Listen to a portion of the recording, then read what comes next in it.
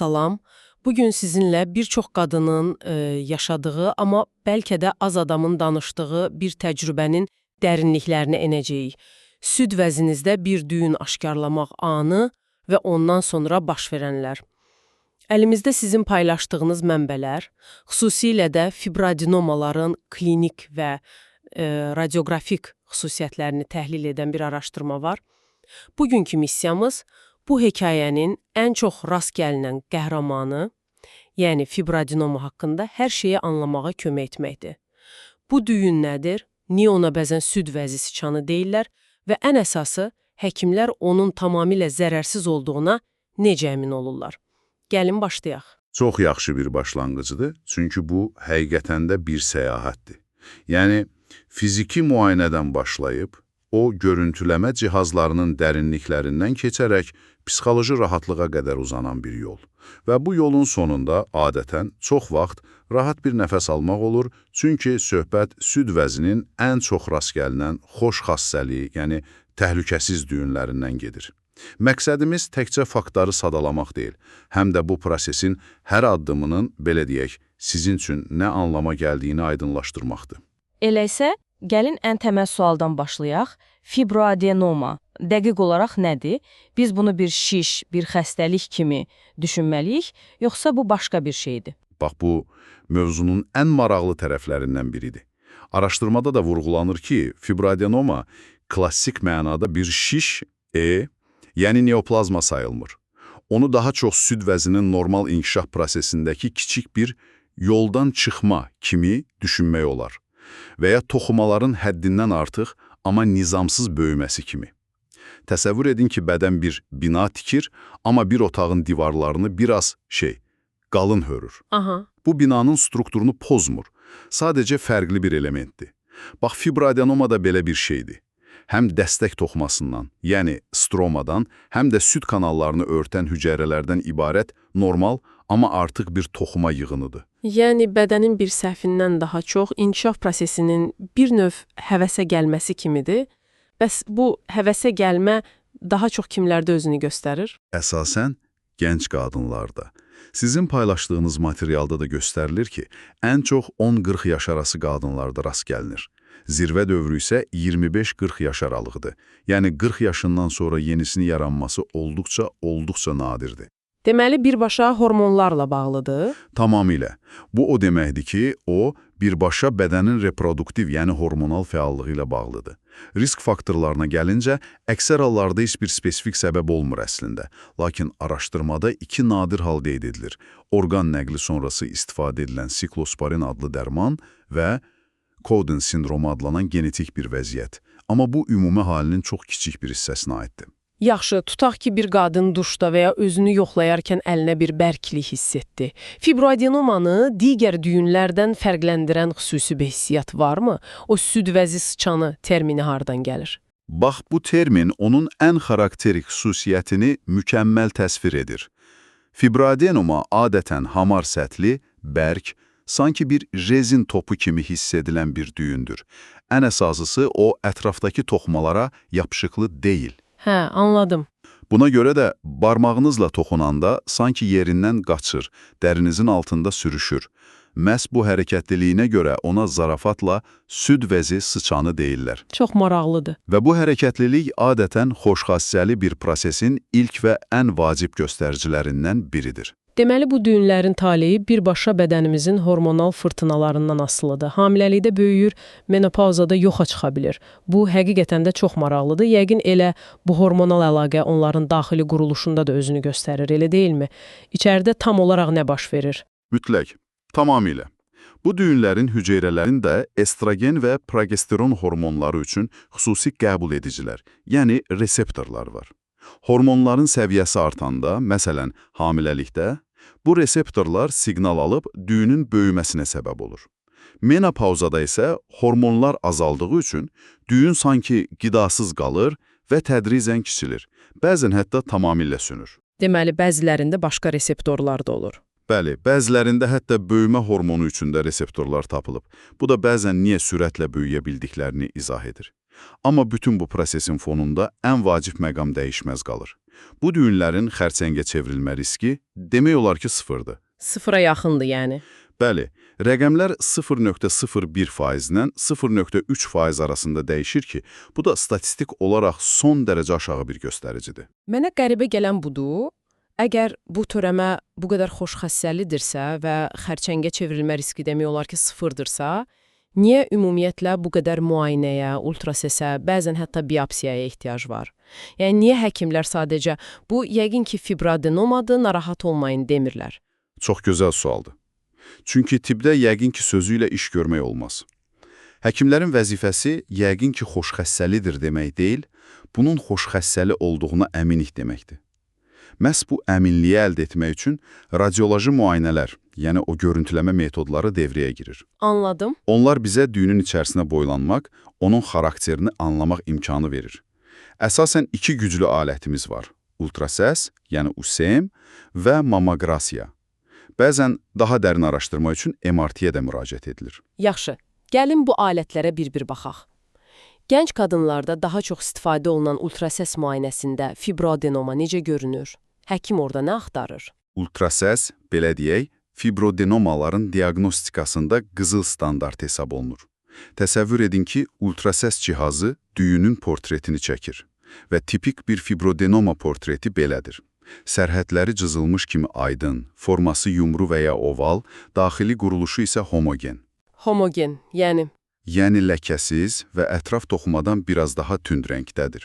Bəzən ətrafında nazik, parlaq bir xətt olur ki, buna psevdokapsul deyilir. Sanki düyün özünü ətraf toxumadan ayırmaq üçün nazik bir qabıqla örtüb.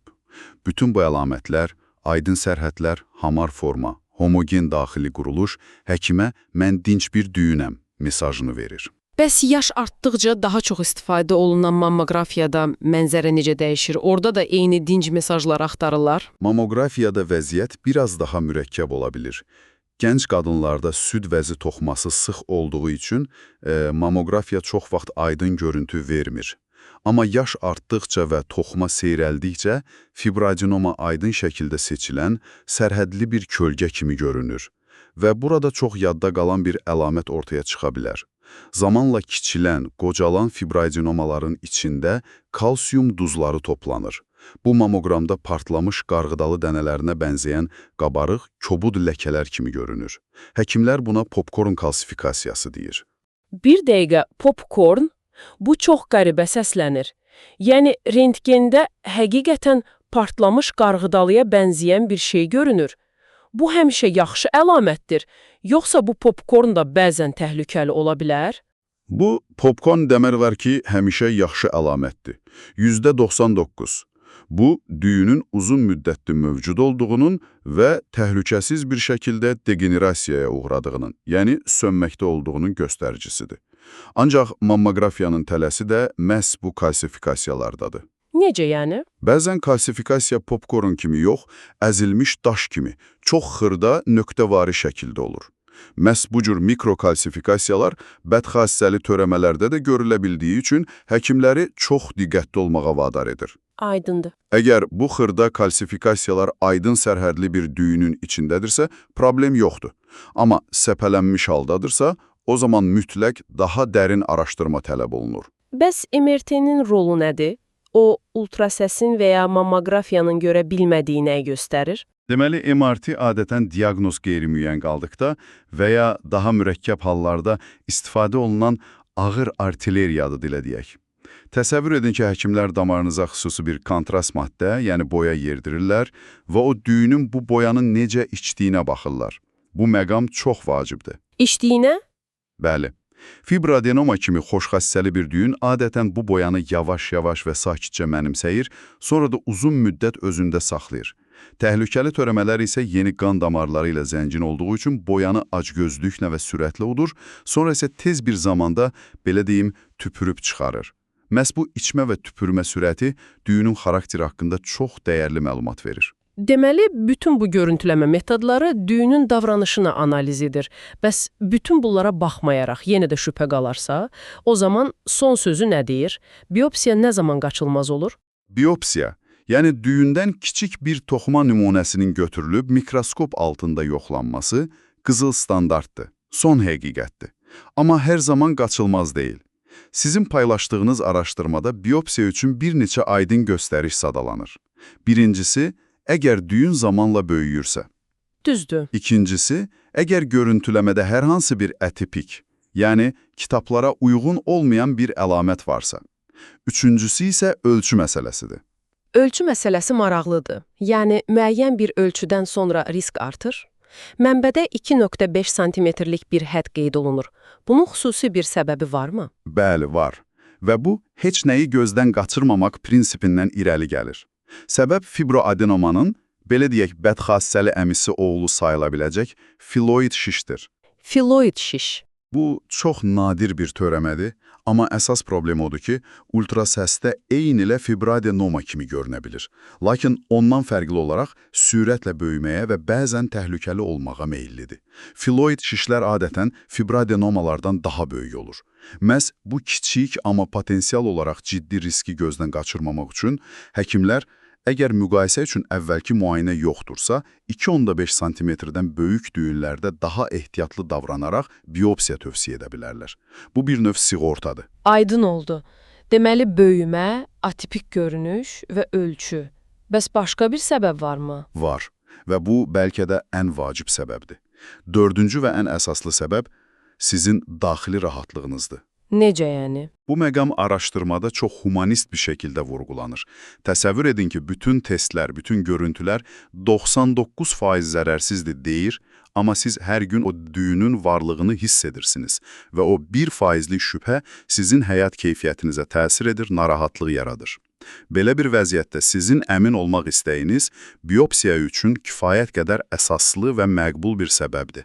Bəzən son sözü texnologiya deyil, insanın özünün psixoloji ehtiyacları deyir. Bu həqiqətən də çox vacib bir məqamdır. Tibbin təkcə bədəni yox, həm də insanın ruhunu, onun narahatlığını nəzərə alması. Yaxşı, bütün bu məlumatları bir yerə yığsaq, ortaya belə bir mənzərə çıxır. Əlimizdə süd vəzi siçanı deyilən, hormonlarla rəqs edən və adətən tam zərərsiz bir düyün var. Diaqnoz üçün müxtəlif alətlər mövcuddur və əksər hallarda onlar bizə tam əminlik verir. Amma bəzi tələlər də var, məsələn, o dediyiniz filoid şişlə səhv salma riski və ya mammografiyadakı çaşdırıcı klassifikasiyalar. Ümumiləşdirməm doğrudurmu? Tamamilə doğrudur. Mənzərə məhz budur. Bu, adətən qorxulu başlayan, amma yaxşı sonluqla bitən bir hekayədir. Əsas olan, prosesin hər addımını bilmək, suallar vermək və həkimlə birlikdə öz vəziyyətinizə uyğun ən doğru qərarı verməkdir.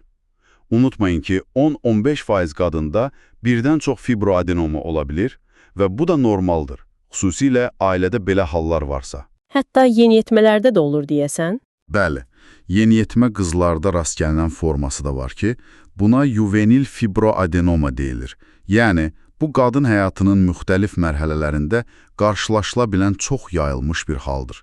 Çox əhatəli və aydın izah oldu. Söhbətimizin sonunda adətən dinləyicimizə üzərində düşünmək üçün bir fikir buraxırıq. Bəli, bugünkü müzakirəmizdə xəstənin daxili rahatlığının biopsiya üçün əsaslı bir səbəb olduğu vurğulandı. Və bu, istənilən tibbi kontekstdə sizin üçün düşünməli olduğunuz daha geniş bir sual ortaya çıxarır.